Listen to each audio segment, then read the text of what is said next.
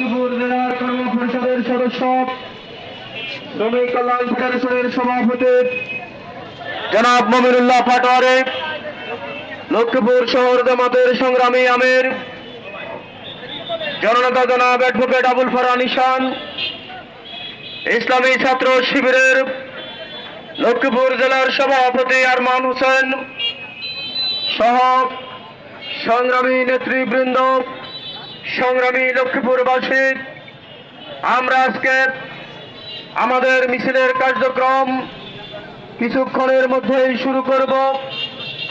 শুরুতে এই বিক্ষোভ মিছিল পূর্ব সমাবেশের শুরুতে মহাগ্রন্থ আল কোরআন থেকে তেলাওয়াত করবেন জনাব হাফেজ মাওলানা আব্দুল হক।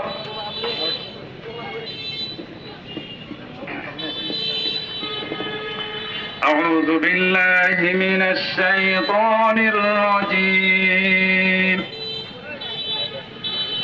بسم الله الرحمن الرحيم.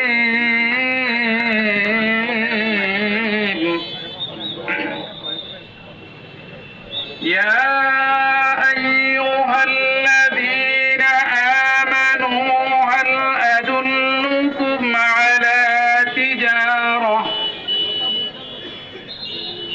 على تجارة تنجيكم من عذاب أليم تؤمنون بالله ورسوله وتجاهدون في سبيل